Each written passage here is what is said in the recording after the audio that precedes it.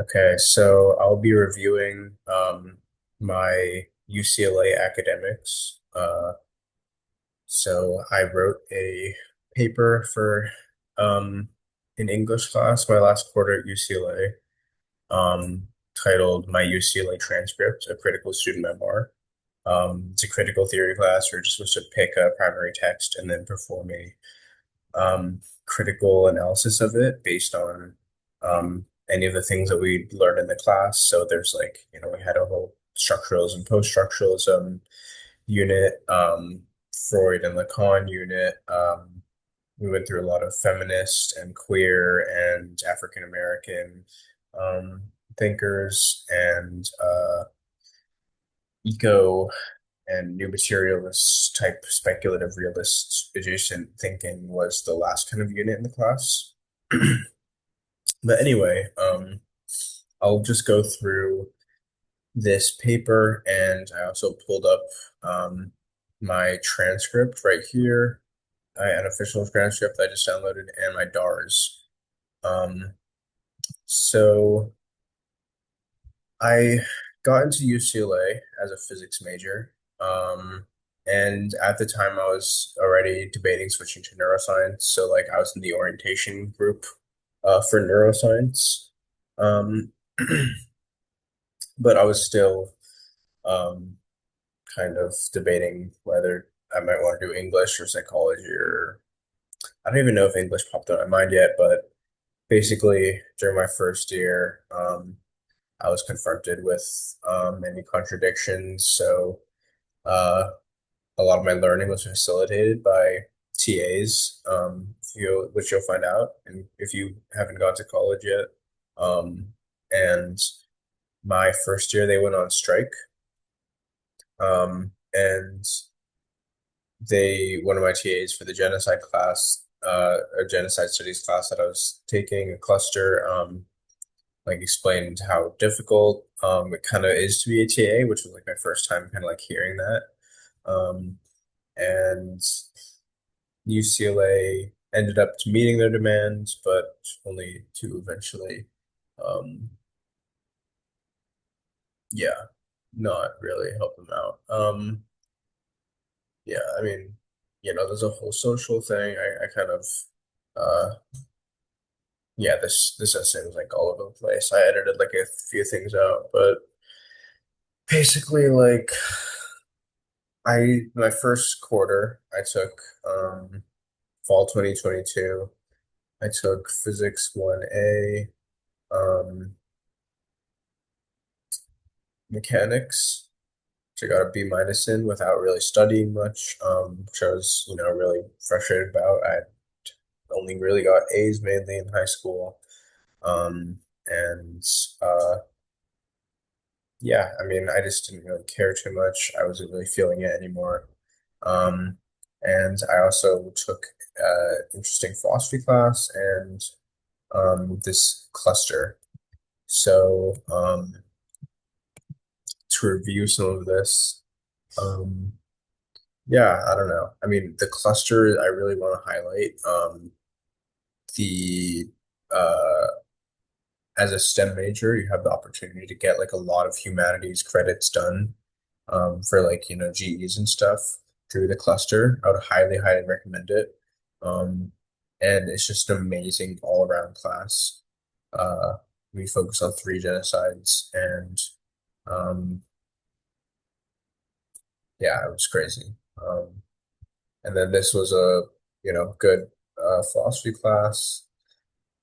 Next quarter, I dropped the two STEM classes that I was taking and enrolled in two available classes that were more interesting to me. There's the second part of the genocide studies class that was it's a year-long class. Um, there's this class um, and this class, and then my third quarter I switched to English.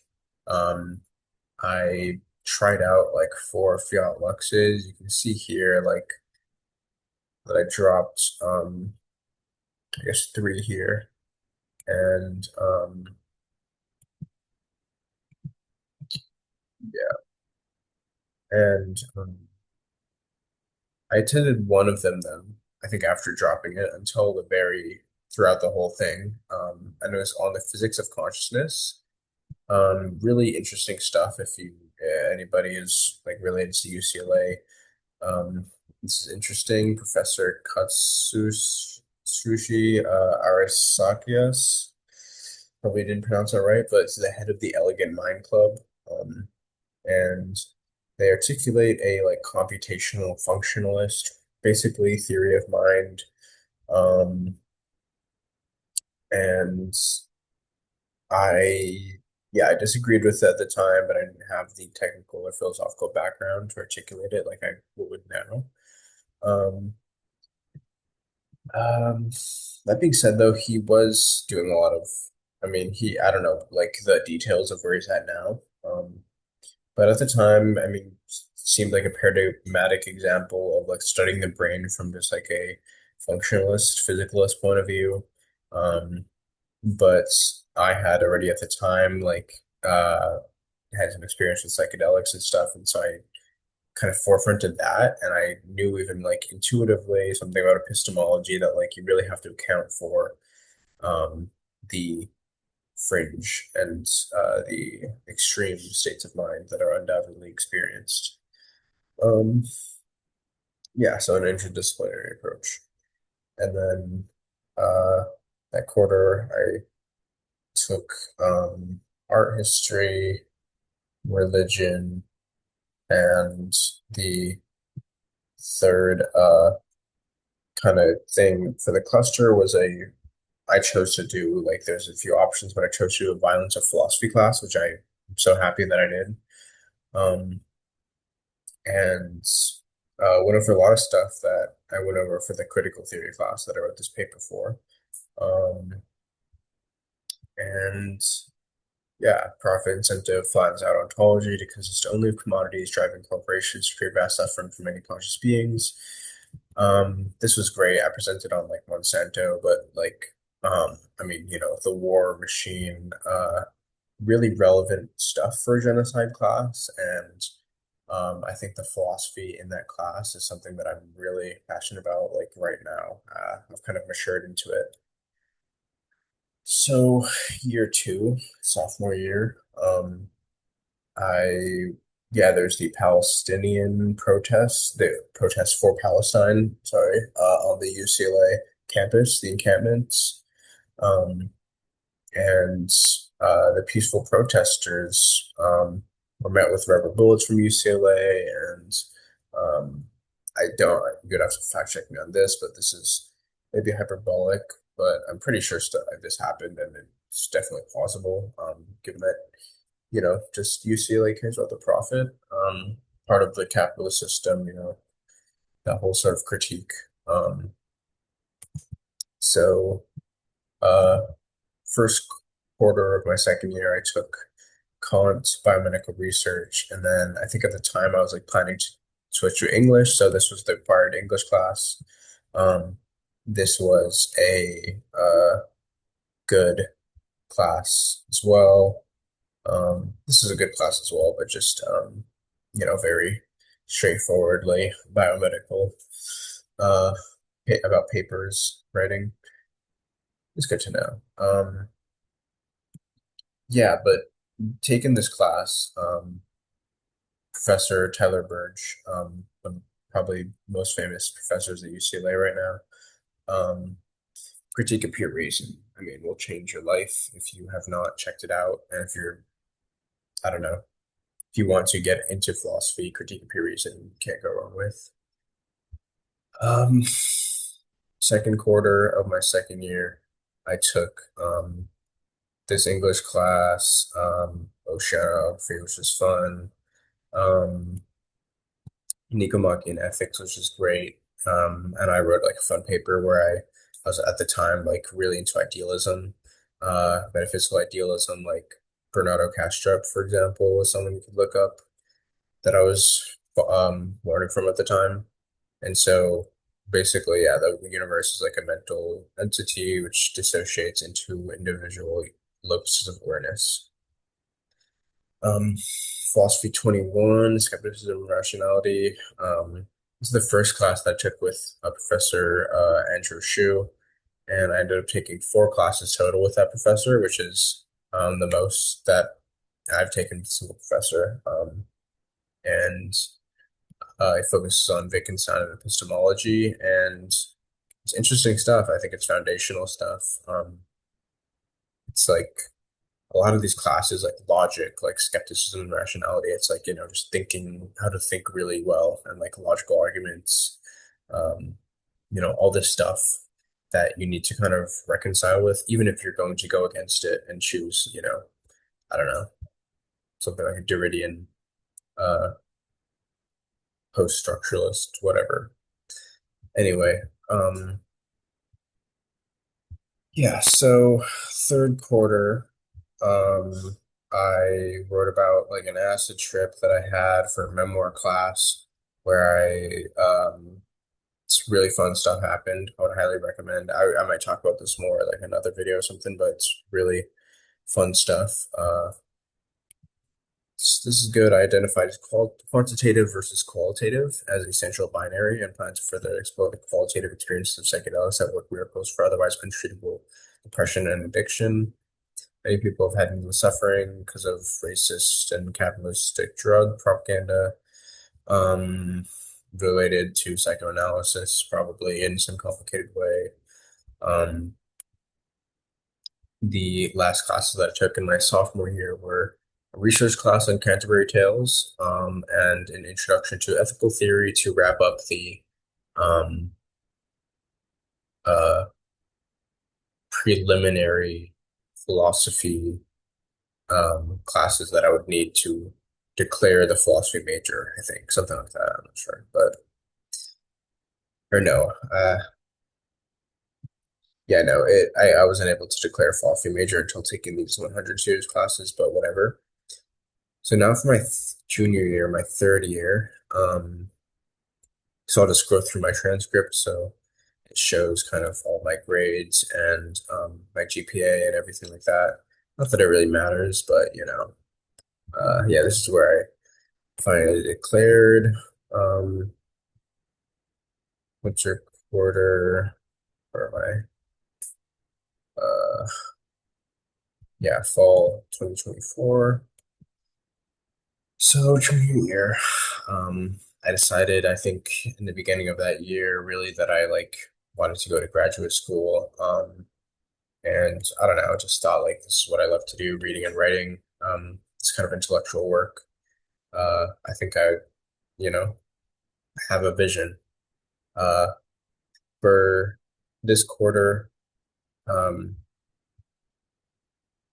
I took English 120, um, which is an excellent class by Professor Mitch McHughes in the English department at UCLA, who this essay was written um, for another class by him, on contemporary aesthetics and critical theory. This class on the history is amazing. We read some really good philosophy, honestly, like Nietzsche, on truth and lies in a non-moral sense or whatever. Like that essay is really good. We read like Plato and all sorts of stuff, and I wrote about Plato and Christianity, like Augustine to or Plato to Neoplatonism to Neoplatonist influence on Augustine, specifically like Plotinus. And then I wrote about Kant's theory of sublimity and aesthetic judgment. And then I wrote about Wittgenstein's Tractatus, which is a fun essay that I should maybe read on here or something. Um, I got marked down a full letter grade because of minor self-plagiarism, like because I'd already taken an Nicomachean ethics course, and there was a question on the final for this one philosophy class about Nicomachean ethics, and I kind of like, it was an essay question. Like I had already answered it really well before, whatever. Uh, and I think they said like, oh, if I just rewrite it, I would get a good grade, but I missed that email. So we got I took a class on Wittgenstein Tractatus, which was I prepared for over the summer. Just getting really into the analytic philosophy tradition. and like really realizing like, okay, like this is what the philosophy department at UCLA is.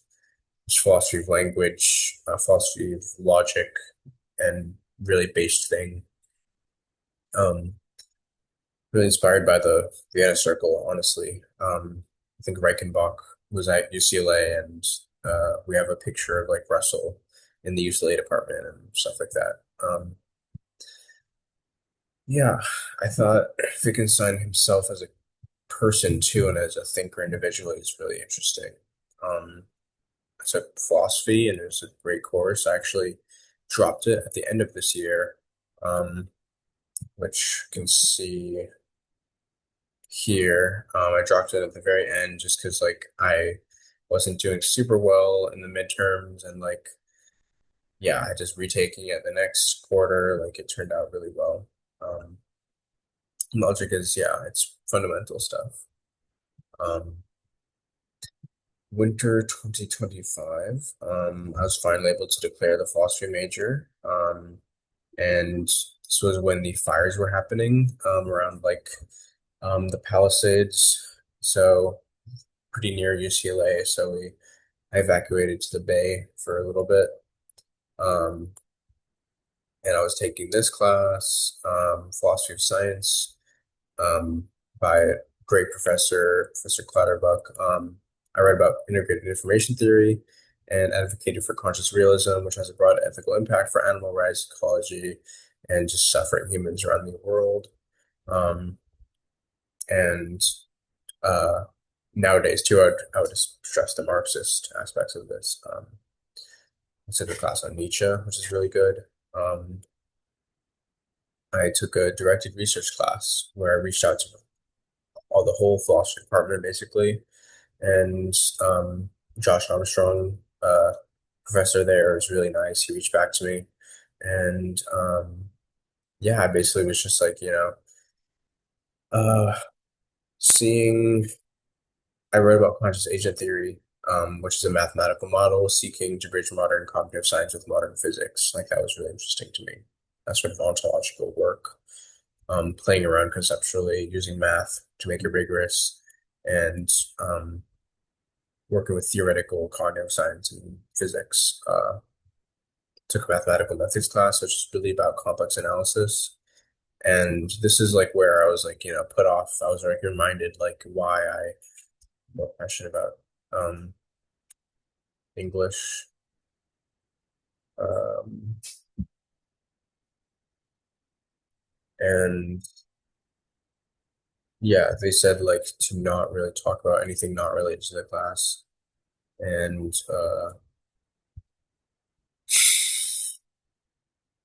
I mean, there's really interesting connections to like quantum physics and stuff that could have been discussed, but it was just all about problem solving, just these equations. They're very much like a math class. Yeah.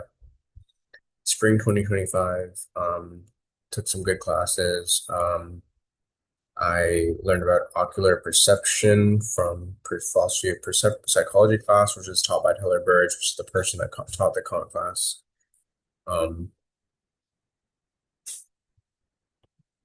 it's more of a psychology class than a philosophy class, and it focuses on one narrow topic basically that Professor Burge knows, I think, because his son is like a um, ocular psychologist, something like that, works in that field. But yeah, I mean, I was really like locked into office hours this quarter. I think I went like 4 or 5 hours every single week to office hours. Two of those hours every week were for this class, but also the uh, where is it? It's probability and deductive logic and intro to meta logic. Like these classes, these three classes were really all amazing classes, really interesting stuff. And I yeah, Birch is really popular at UCLA. I think I disagree honestly a lot with him. I think that he's generally overrated. I mean, anti-individualism is like a big thing that he's written about. Writes a lot about perception and stuff, but within the very narrow scope of like philosophy of psychology, I mean, he also does stuff with like skepticism and stuff, but within philosophy of psychology and that kind of um one of his the main philosophy of mind, which I've also audited part of his class on philosophy of mind, and read some of his stuff. I generally just think that like there's so much more, like he is kind of stuck um in a place that we are not at anymore. Like there are so many theories of consciousness. Um, in, for example, like Robert Lawrence Kuhn of Closer to Truth, he has like a landscape of consciousness like theory thing that you could look up, and it has like I think at this point over 400 theories. A lot of them are serious and legitimate. And uh, yeah, I don't know. I mean, Burge in conversation to me said that he will have to wait for the science to develop to know about consciousness, like 100 to 200 years. I just think that like we're learning about consciousness right now. Uh, I think we agreed on some fundamental stuff, like modern AIs are obviously not conscious, like stuff like that. But when it comes to like panpsychism, which I tried to talk to him a little bit about, he's like, he came out with me with a straw man rebuttal.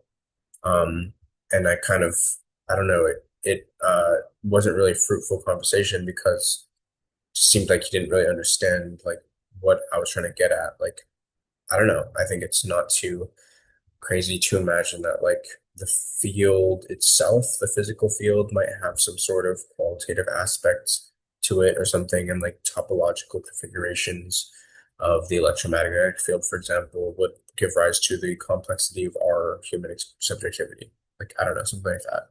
Or like micro constituents of like, you know, atoms have some sort of agency, and this like builds up I don't know, like there's so many different theories that I think are reasonable that um he kind of dismisses, and it's really like within this um like I don't know, it's like a very like traditional white bourgeoisie like I don't know, it's just really off-putting and very outdated, it seems like we should have um more updated information if we want to learn philosophy of psychology and philosophy of mind. Like that's what I was thinking. Like there's so many things that I'm researching that everyone would be interested in, but that he's kind of presenting a very narrow thing and like shutting down a lot of serious inquiry and making it really boring, honestly. Yeah. Um, Analytic philosophy as a whole is very disappointing and narrow-minded. His motto is to stick to the sciences, but we do need some creativity as well. I think most scientists already stick too close to one specialized science. I'm really a fan of interdisciplinary thinking. Also, Burrs has said stuff like Derrida is incomprehensible nonsense. Wittgenstein is overrated. East Coast philosophy is worse than West Coast philosophy. Um, he attacked people in the English department, their philosophies, um, which is really just continental philosophy and existentialism and I don't know, stuff that's relevant, maybe more relevant to people. Um, yeah. He also, yeah, in the same vein, said that a lot of schools that I was applying to for graduate school weren't good. For example, like U Chicago, a lot of other schools that are continental and not like super analytic. But yeah, and meta logic is amazing. Probably the inductive logic is super good. Um, in the last summer, I spent most of my time preparing my registration for graduate school, which is mainly teaching myself quantum physics and the relevant mathematics and like philosophy of physics, like getting into that literature. Um, yeah, so physics, uh, and English and Spanish were a couple of things that I took. I also took a mathematical modeling class, but I dropped it right before I took the final. Um, just because, yeah, I was like, that was my first math class in like so long and not it. But I decided to get a math minor. So my senior year, I took these two classes. I failed differential equations, but um, I was able to retake it my spring quarter, which is like a foundational class that you need for the math minor. I just didn't really study till the night before the test, so I don't do that. Um, I took philosophy 185, which is major philosophers of the latter half of the 20th century, which is later Wittgenstein. Um, I do want to talk more about Wittgenstein. Philosophical Investigations provides a critique of the Tractatus, which generally provides a meaning as use in language game theory of language. Um, it's a really, convoluted, wordy way of describing this, maybe not so clearly, but whatever. This can be connected to Marx, who sees the use value of commodities problematically subordinated to their exchange value. And then we have theory of knowledge, which is a fun class, and we went through different necessary and sufficient conditions for the definition of knowledge, showing how there is always a gap in the symbolic order. In the Lacanian speak, the realness cases being the unlucky happenstance that constitute Gettier type cases. So that'd be a fun thing to also review later. But yeah, both these classes were with entry shoe. Um, and then I took a philosophy of science class, which is a historical class, and this class is a problem for me. It's one of my negative, most negative experiences academically. So Professor Sherry is in the chemistry department and is one of the leading philosophers of chemistry, I guess. I would not definitely say that. There's much better philosophers of chemistry, but in terms of, you know, I got like a book, for example, and he's an editor on it on something with introduction, like 25 elements or something. I don't know, 50 elements. I'll comment on one bizarre unit of the class wherein we talked about these science wars consisting of scientists attacking the academic left. Um, and some of it's for good reason, right? Like I'm not trying to defend, people just using philosophical language willy-nilly, like, but I mean, these things are like, I don't know, most of the time it's like valid, and most of the time it's like really, it's the people critiquing that aren't actually engaging with the material. Anyway, so Professor Sherry, a chemist with a background in psychoanalysis, um, speaking to remove analytic philosophers and chemistry students, dedicated a whole lecture to ridiculing the academic left, exemplified by Lacan and his use of the imaginary number I in relation to his concept of the phallus. This is portrayed as a fun interlude in the middle of the quarter, I guess. I mean, it was really portrayed like it was something that we could have written about too, but I don't know, just and Lacan was portrayed as simple-minded and obviously wrong. And this actually led to my interest in psychoanalysis more so. I'd already been in psychoanalysis for so many years, and but I actually decided to take it seriously. And so I've really been getting into Lacan for the past several months and almost half a year almost. I don't even know. With my current knowledge, it's easier to refute. Lacan was just elaborating on Freud alongside stick structuralism. And it is a misinterpretation of Lacan to think that he's using mathematics in a straightforward way that the chemists are physicists by employing mathematical models. The main book cited that supposedly demolishes Lacan and other non-scientists who find mathematics a powerful tool is this book, Fashionable with Nonsense, a Postmodern Intellectual's Abuse of Science by physicists Alan Sokal and John Bricknell. After reading their section on Lacan, it is clear that they are just expressing their confusion with the technical psychoanalytic language game that Lacan is constructing. I've dedicated countless hours to studying math and physics, as well as psychoanalysis and philosophy of mind, and I can confirm that both of these subjects are as complicated and as difficult as it gets. And to really understand one, you must work multidisciplinary and collaboratively across disciplines. And that's what's needed to change the world, which is what I think we should be doing. And it is ridiculous to think that as a scientist, one might have the final say on something as complicated as the utilization of math or the human psyche. For more developed response, Hideo Putninsky wrote this paper on Lacan and mathematics. Professor Sherry really did not like this guy. He was like, he kept saying like, I've tried to read this guy, like it doesn't make any sense, but I don't think it's too bad. If you like have, you know, have a background in psychoanalysis a little bit and linguistics a little bit, which I honestly think is good knowledge to have and not too difficult. Um, yeah, so he really revealed lack of social political understanding when he asked if Marx is still relevant today, which is utterly insane and indicative of the lack of class consciousness and any sort of awareness of the socio-political situation. Economic, yeah, so I've taken like at least 20 philosophy classes here, and this is probably the worst. So the other philosophy science class that I took with Professor Clatterbuck is one of the best. This one was one of the worst. Really interesting that you can have that. And yeah, I got a C plus, and then I emailed and I was like, this can't be right. And he was like, oh yeah, okay. And then he updated it to a B minus, and then I was like, can I please have my final regraded? This can't be right. Like I know that I did pretty well on it. And then like multiple people looked at it. The TA was not of any help.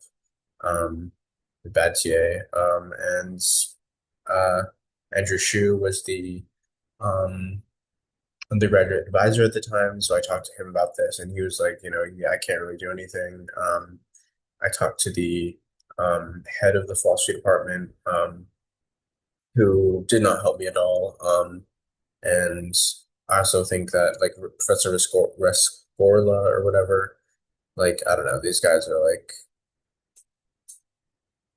definitely overrated, and could be doing cooler stuff, just as a general critique. But yeah, so UCLA wasn't really able to help me too much with that. Still disappointed. But I think big learning experience, and I'd like to share it and vent now. And now that I'm very confident that I don't know, I I'm learning psychoanalysis, I'm learning linguistics, I'm learning analytic philosophy still, and physics still, and I'm smarter than all these guys, just straight up. I'd like to state that for the record. Um, yeah, so winter 2026, I took really good classes on indigenous goddesses, like Hinduism for that class. Shakespeare in Love, which I read, I think like we read six Shakespeare plays. It was amazing. It put me on. It's one of those things where like you read Shakespeare as a um, kid or whatever, and then it's like, I don't know, you don't really get it, but going through it is good. Um, yeah, and then computability theory, probably one of the most technically difficult class I've taken here. It's just pure mathematical logic. The metalogic class was like a prereq for it. It's fun though. I want to keep learning it. Took a nonlinear ODE class. It was amazing. So many cool applications. Good stuff. Honestly, just great class all around. Pretty fun. Good teacher. Awesome. Um, Introduction to Probability Statistics. Yeah, I don't know. Just one of those teachers that doesn't really care too much about teaching, or it's like seems uncomfortable in that role. But, I learned and got some info from it. Um, and History of Math was amazing. I love that class. Foundations of Geometry, amazing class, so fun. I retook Math 33B and it was great. Um, I took a grad class in philosophy of physics. I was the only student in the class. There was a handful of uh, other grad students, like second or third year grad students, I think, from like um, University of Western Ontario, University of San Diego, UC San Diego, UC Riverside, I think, Irvine maybe. But yeah, it was really interesting. It was hybrid, so all those other grad students were online because Professor Christopher Smink of uh, University of Western Ontario visited UCLA for this quarter to teach um, this class as well as an undergraduate philosophy physics class, which I got the syllabus for and all that. Yeah, so this class is amazing. I'll probably talk about it more worked with effective field theories, interested in connections to both structuralism and that like there's no final theory of everything possibly. Theories are contextual and depend on the domain of applicability. So there's like a pragmatic twist that I really ended up writing about. And yeah, this is the class that I wrote about for this paper for, and it's great. Yeah, so sorry, there are many ways to quantify my experience at UCLA. You could average out my grades for the individual classes to make a GPA, just like a number. But like, what does that tell you really? Like, it doesn't tell you any of the plethora of information that I've been talking about, not to mention what I've met in those classes, conversation with teachers, et cetera, et cetera. Um, I've also audited additional classes that don't show up on this transcript. Philosophy department, but also English, psychology, math, etc. Um, Nor the countless hours that one might spend studying quantum physics or psychoanalysis outside of class. Um, yeah, when I was brought up for smoking on campus, um, they were quick to report me to the big other and give me separations without, inquiring into my individual existential, um, pragmatic acts as a source of aesthetic something. I don't know. Yeah, but I've had an amazing time at UCLA, amazing opportunities, unbelievably good education, which I plan to use to help others and impact the world in some sort of positive way. Um, as a for grad school, the applications are due like December, January, so beginning of 2026. And I applied to like around 30 PhD programs. I had like at least 10 more that I was considering, but I got a few waivers for some of them. Some of them I didn't, so that ended up being like still like probably over $1,000. And I was rejected from every single PhD program. And um, yeah, I can comment on that very briefly. That I've really thought about it. It's mainly because of my writing sample.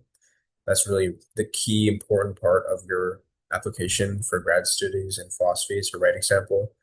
And it has to be fit with the department. And my writing sample was on quantum Bayesianism, like cubism, and advocating for psi-epistemicism. Like I have some videos on that. It's really good stuff. I still stand by it. I think it's smarter than whatever the fuck everyone else is doing in the field, um, generally.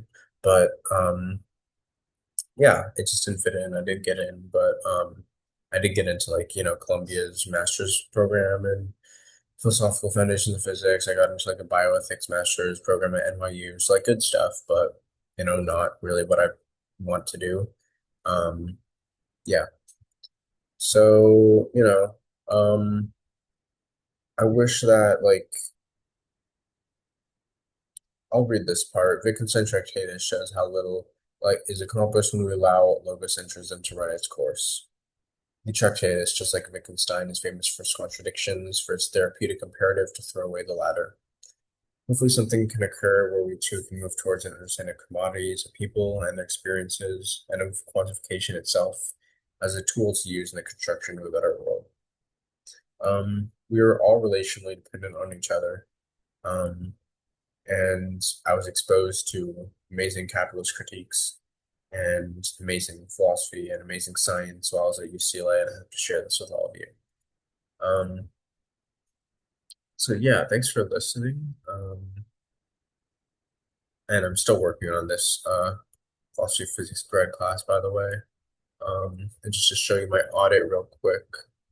Um, yeah, a lot of good stuff. Took a lot of AP. I think I took like 16 APs maybe in high school. Got ahead in math and stuff from community college too. While in high school. Um, yeah, exceeded the amount of units. You got to do that. Um, this I'll kind of go through this kind of quickly since I already talked about everything. But yeah, this is just to show what a completed DARS, UCLA DARS looks like for somebody who's taken more classes than you would need.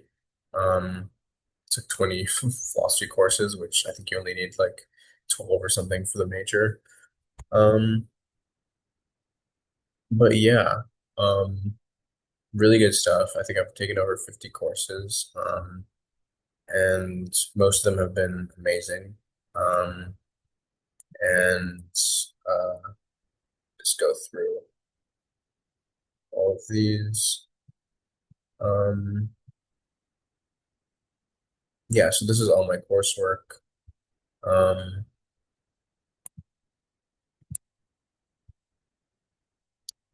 yeah, so there we go. That's really my full thing. Um, there you have it. It's all green. I graduated, and yeah, that's my journey. Uh, peace.